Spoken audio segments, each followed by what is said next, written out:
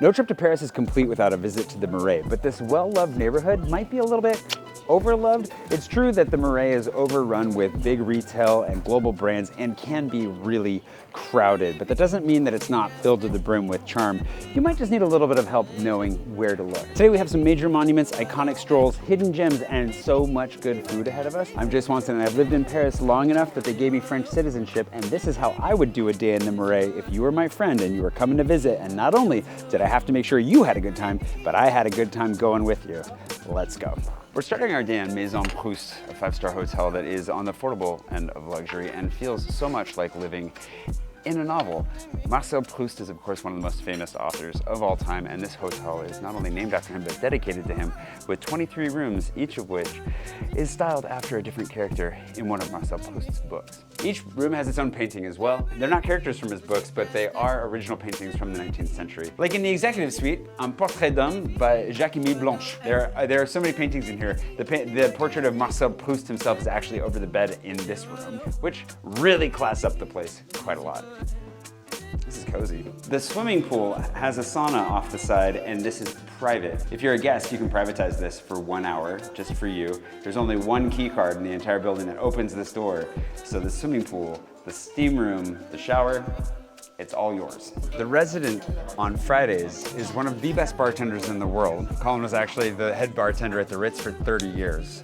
Created a few drinks on his own, and if you'd like to come experience the height of luxury in a cocktail, this man is here to serve you every Friday night at Maison Proust. This is probably one of the most interesting perks of coming to this place. And it's worth, even if you're not staying here, you should come by and say hi to him. He's lovely. While I definitely wouldn't recommend that you start your day here for your coffee, it is available. I'm gonna get out of here. We're gonna go straight south to the other side of the Marais to get our day started, but at least you know, if you want to end the night back here at your hotel with extra cocktails, they have a phenomenal cocktail bar here to welcome you back in style before you stumble upstairs to your very classy room.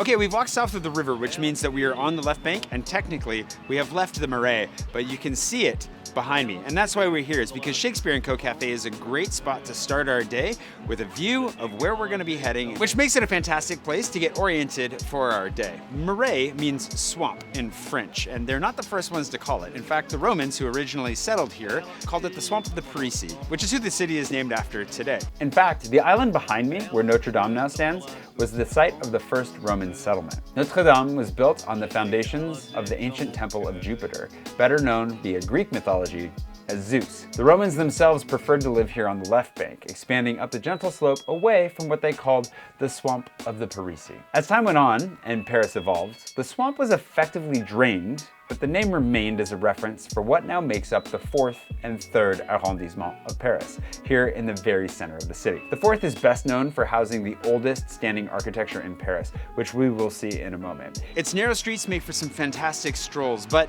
usually the food in the 4th isn't as good as it is in the 3rd, which is why we're gonna be eating in the Haute Marais exclusively today. Now, for coffee, we started at Shakespeare & Co., and of course it's named after the bookstore next door, Shakespeare & Co., which we're not allowed to film at all. They don't allow photography or filming of any kind, so be aware of that before you go in. There's also often a long line, but if you want to grab a book with a little souvenir in it in the form of a stamp from Shakespeare & Co., they will do that. But don't worry, I've got you covered with another really fun bookstore later in the video, so stick around for that. Let's get started so we can get to that by heading across the street to Notre-Dame. The old dame is back open again, and I won't lie, as someone who visited frequently before the fire, the after-fire incarnation of the cathedral is a little eerie.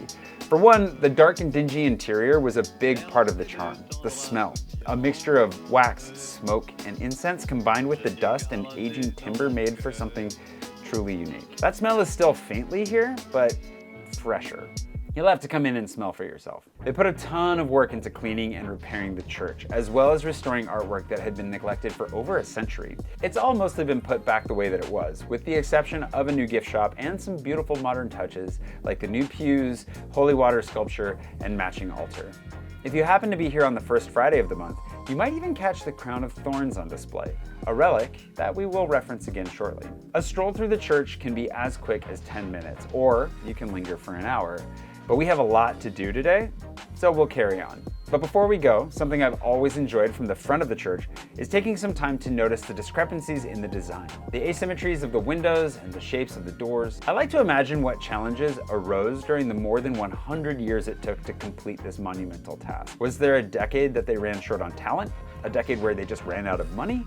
Trace your way up the facade and you'll find all kinds of hidden stories. Another really fun fact about Notre-Dame is that it's actually at kilometer 0, the very center of France as far as France measures its roads, because they all lead to Paris. And you can stand right at the very beginning of all of those measurements on the plaque that's on the ground. There used to be a really nice medallion. Now it's kind of like a glorified manhole cover. I'm not really sure what's going on there.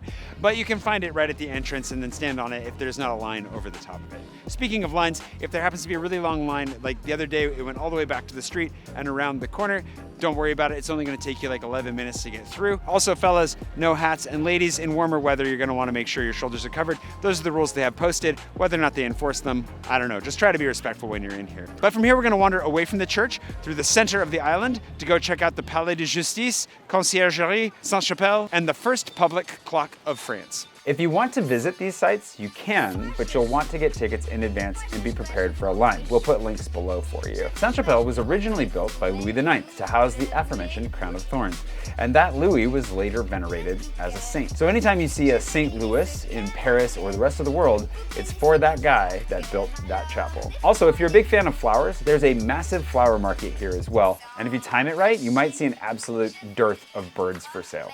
One of the weirdest things. Anyways, the Palais de Justice, basically the highest court in the land, used to be the royal palace before they moved over to the Louvre, so that's a fun thing. Connected to the Conciergerie, but where we're going to want to go next is past the Conciergerie to the corner to see France's first and oldest public clock. Built in the middle of the 14th century. It's undergone a lot of updates, including a little Polish flag sharing space with the French fleur-de-lis. If you could read Latin, you might pick up on a hint that this is because before becoming the King of France and ordering its restoration in the 16th century, Henry III was the King of Poland. Kind of like swapping CEOs around, I guess. Okay, so in the 24-hour itinerary, we went that way to see Pont Neuf, but today we're gonna skip straight over to the river to get one more coffee and maybe a pastry in case you need to lift your spirits, and then continue on into the Marais proper. But really quick, make sure to stop here for a second and check out Tour Saint-Jacques, my favorite church that was a church that's no longer a church. Tour Saint-Jacques has to be one of the most overlooked hidden gems in the city. Not only is it a gorgeous, flamboyant Gothic tower, the last remaining remnant of a church that is no longer a church, it was also used as a shot tower. Standing in its own park, this tower was saved from being demolished with the rest of the church during the Revolution as a kind of munitions manufacturer. Basically, in order to make shot, you pour molten lead through a copper sieve with specifically sized holes, and as the drops of lead fall through, they harden into spheres and are caught and further cooled by a water basin in the bottom. The height of the tower determines how big of shot you can make, which makes a nice tall church tower a tempting location. And speaking of heavy metals, Nicolas Flamel is buried beneath it. But the real reason that I think this is an overlooked hidden gem is that today you can go up to the very top for one of my favorite panoramic views of the city. You just need to book a tour in advance. A lot of people don't know that gargoyles are rain gutters as well, so you can see they've reinforced it, which is really cool. And it's working right now. There's water trickling down through there and he's puking it out. Once you're done admiring the tower, or hopefully climbing all the way to the top, you might be ready for a little bit more energy. We are going to get lunch here soon. However, my #1 coffee recommendation in the entire city is a stone's throw away. So I would be remiss not to mention Motors. Of course, if you're ready to keep on, just head on to Hôtel de Ville, but I'm going to get coffee. Motors has been my #1 recommendation for coffee in Paris for a really long time because, and this is gonna, if you're not really into coffee, this won't sound like a compliment, but it is, it's consistent. The beans are really high quality, the staff are amazing, and their pastries are to die for. Like, they make their own in-house cookies and cinnamon rolls, and the cinnamon roll melts when you touch it. Like, it is so good. You can't go wrong with Motors. The only drawbacks are that it is a little bit hipstery, so if you're a little bit uncomfortable with that, don't worry, they're really nice and it's worth it. The other thing is it's in Les Halles, which is, again, a neighborhood that I wouldn't necessarily hang out in personally, but it is really, really central, and it's really, really convenient to have some delicious, consistent, amazing coffee right in the middle of Paris. But if you are looking for a more traditional French pastry because, hey, this is your day in Paris, you can go just down the street to La Parisienne, which is a chain, but just because there are multiple locations doesn't mean that it's not great. They did win the best baguette in 2016, and apparently they're the best pâtissière in 2025. And 2, you're in Les Halles, you should take what you can get, and this is pretty darn good. All right, anyways, moving on, we've got our coffee to go. We're gonna go check out Hôtel de Ville. Just because you see the word hotel in Paris doesn't mean you can rent a room. In this case, Hôtel de Ville, or Hôtel de Ville, is the mayor's office. It marks what I think of as the entrance to the Marais proper. All of the old paintings show the ground simply sloped away to the river below, offering no protection from floods whatsoever. So you can see how things might get a little sloppy, swampy around here. The original structure was taken over by the city in the 14th century, but in the 16th century, Francis I decided it was time to build something new and worthy of the city. It was expanded in the 17th century and later served as the headquarters for both the French Revolution and the Commune of Paris, and then was massively damaged at the end of the Paris Commune, like really bad. It was restored and then damaged lightly again during the street fighting to liberate the city in World War II, and you can still see bullet holes that pockmark its northwestern corner. It served as the seat of mayors of Paris for almost 700 years, but they aren't the only mayors. A fun fact about Paris is that every arrondissement has its own mayor. We'll talk about that more in a future video. From here, we turn north to wander what I think of as the Marais proper, as traditionally it's the center of both gay and Jewish communities. That also means that the World War II history spills heavily into this neighborhood,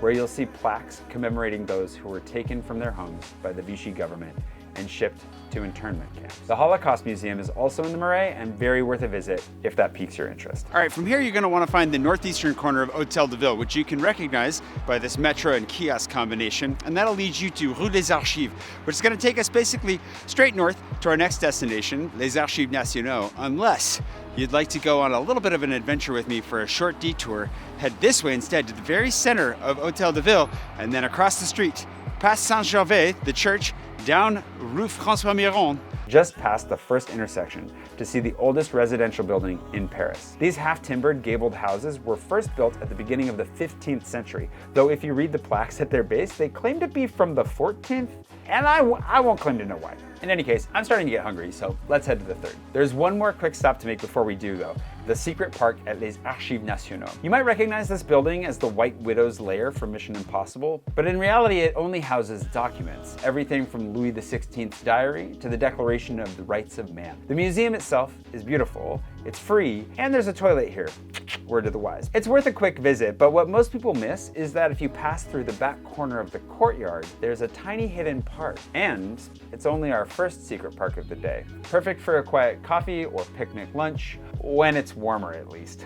But for today, we want a hot lunch in a warm place. I have so many places that I could recommend in this neighborhood that it's basically impossible for me to choose, but I recognize you're probably going to be angling for French first. So we're going to go to Café Charlot, one of my favorite cafes in the neighborhood, in the Haute-Marais, for a few reasons. One, the service is top-notch. These guys are super friendly, and they're all dressed in white, and I have no idea how they don't leave completely stained every day. It's a mystery, but they are really, really friendly, and that is on its own a good reason to come here. But the food is also really, really good, and you can get your French classics like a croque monsieur or a croque madame. Croque madame just having an egg on top. There are omelets here, and of course, the steak frite. If you're gonna order the steak frite, highly recommend that you go for saignant, rare, but of course you can order it however you want, whether that's bleu, à point, or bien cuit. They will heavily judge you if you order bien cuit. They're gonna heavily judge you. It is a little bit expensive, but I think it is worth the price for the ambiance, the staff being so nice, and the quality of the food is really great. Genuinely, the service here, better than you're gonna find in your average French cafe. Now, at the end of your meal, they're gonna come and they're gonna offer you coffee, but generally, with my friends, we will say no to that. We're gonna wander off to get a specialty coffee not far from here. This area has also got some really great stuff like Les Enfants Rouges, and is gonna be absolutely popping off during Fashion Week. It'll be crammed, the terrace will be loaded, but you'll get to see some interesting fashionistas if you do come in here. It's always Fashion Week up here. I don't even know when Fashion Week is because it's just always happening. So from here, we're gonna head to White to grab ourselves a specialty coffee and then take that to Place des Vosges to enjoy it and check out our next secret park. I will say the knife is isn't the sharpest. Place des Vosges, the oldest planned square in Paris. It would be the oldest example of royal city planning in the world if the Spanish hadn't beaten them to it 20 years prior in Madrid. A true square, Place des Vosges was originally named Place Royale and drew many noble tenants, from which the Marais gained much of its cultural gravity before the Revolution. It gained its current name from the department of the Vosges, east of Paris, who were the first to pay taxes in support of a revolutionary military campaign. It changed names back and forth with changing governments, but one thing I learned in preparing for this video was that it was briefly named Place de la République in 1830, 50 years before the existing one would take its name. I just just thought that was kind of cool. I never knew that. If you want to see what these houses are like on the inside, it also has Victor Hugo's home in the corner, a museum run by the city of Paris, which means it's free to enter. You'll just have to pay for any exhibitions they have at the time. This square is the perfect place for a picnic in warmer weather, with its gorgeous fountains, open grass, and plentiful tree cover. There's even a new-ish playground for the kids on the south side. It also has our second secret park of the day. If they're open, peek through the doors in the southwestern corner and see what you find. Okay, from here we have two different options for the afternoon. Option number one is my favorite museum in the entire city, which is the Carnavalet Museum. And the reason it's my favorite is because it's the Museum of Paris. And if you've enjoyed any of the history in this video today, you're gonna love a tour of that museum. It's gonna take you a few hours, all the way from prehistory through the French Revolution to modern day, with a lot of interesting and priceless artifacts. And if you're just a lover of Paris in general, I guarantee it's a great time. If that's not what you're up for today, and maybe you'd rather do some shopping. And obviously you can just do this along the way as you please, but one great drawback to the rising popularity of the Marais has been the invasion of big multinational retailers pushing smaller mom and pop shops out. So today, let's try to support a couple of local businesses. With a mind for unique souvenirs, here's the route that I would take. We're gonna get back out of the secret park, through Place des Vosges, to the other corner, the exact opposite corner, to Beaumarchais, and take a left. Our first stop will be at Le Visionnaire, which I know is a little bit niche, but if you're looking for sunglasses or some really stylish reading glasses, that's a great place to get it from some local guys that have a phenomenal and stylish selection. That's where I got my pair from. Thanks to my friend Lindsay for introducing me, because of course Lindsay introduces me to half of the good stuff in my life, including Marais, the next stop, which is a concept store that's got all sorts of great stuff in it. Looking for a book to bring home? Check. Fun hat? Check. Pin? Check. Designer home goods? Check. Shoes? Check. Lighter that says thank you in French and also the name of the store? Check and check. The nice thing about Marais as well is that they have a partnership with Noir, the coffee shop. So just outside, they've got a really great coffee shop that has a few very special treats, including the cookies that are oversized. Like the cookies you can get anywhere at any Noir, but at Marais, they're like pie-sized. Get a slice of cookie.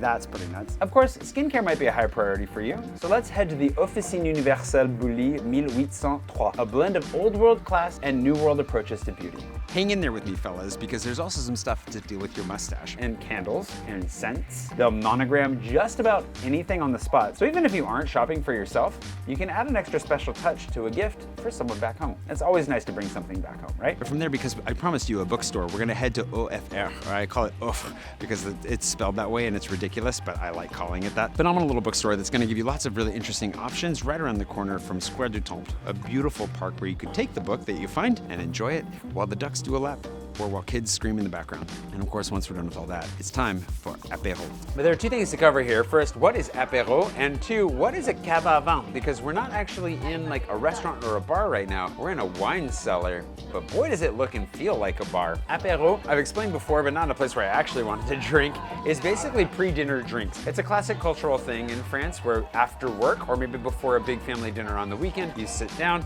you have a nice drink with friends, you decompress, and you just relax to build up some courage before hitting the metro. We have excuses to drink for all kinds of different reasons, but apéro is one of our favorite rituals where we just gotta get that one drink in before even thinking about food.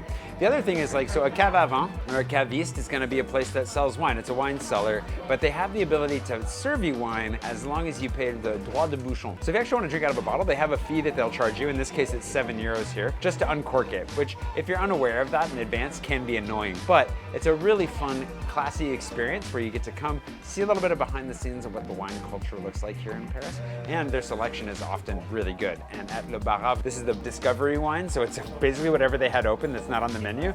It's a red, natural wine that is very, very good. And the reason that I chose Le Barav for apéro today is because it's a really fun, vibey neighborhood caviste. We're here a little bit early, so people are just starting to come in. We literally came in as they opened, but it's a great place to come, drink, meet some locals, get a real feeling for the vibe, and you just never know who you're gonna end up, you know, maybe crossing paths with, maybe going home with. But of course, once we're done with our apéro, it means that we need to eat something, and we're off to the most delicious, flavorful meal that I could possibly ask for tonight at Kubri. Now, technically, we're crossing the street and exiting the Marais into the 11th, but in reality, the best food in Paris is more or less in the 11th. Don't come after me for that. To go to Kubri.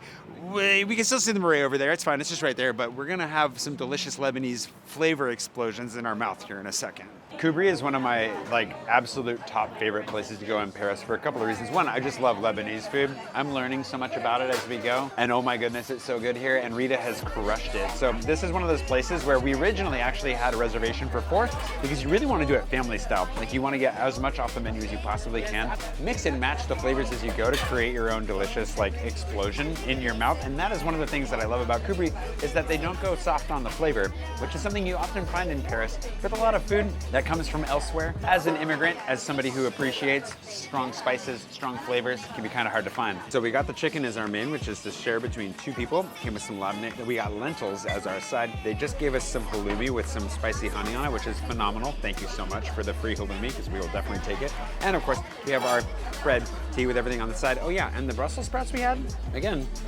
who knew Brussels sprouts could be so good? The way that I was raised, they were a punishment, but when you come to Kubri, they are a delight. I love this place. After we've eaten here, we're probably in danger of rolling out of our chairs. We don't have to roll far because we're gonna go get drinks at one last spot, a French place, classic, Le Mary Celeste. These guys have a phenomenal wine selection. Their beer on tap is great, and their cocktails are very well known. It's a phenomenal way to end the night. Whether you happen to be traveling alone as a couple or with a group of friends, I've had some very late, very drunken nights here, and I've only regretted one of those. But if you are still hungry, what I would recommend you get when you come here is their œuf mayo, their deviled egg. Phenomenal. One of the things, I've tried a lot of œuf mayo in this city, and what's usually missing is a little bit of dynamic contrast because mayonnaise on top of a hard-boiled egg, I mean, it's just mush on mush, right? But what they do here is they add a little bit of popped rice for that crunch. It's very light, doesn't add too much to the flavor, but so much texture, and it changes the experience entirely. Absolutely my favorite œuf mayo in the city. You're gonna wanna grab that while you're here. If you're also a little bit intimidated about the prospect of ordering wine, don't worry, I've got you covered. If you watch this video right here, it's everything you need to know about ordering wine in Paris, along with a number of my recommendations for where to go.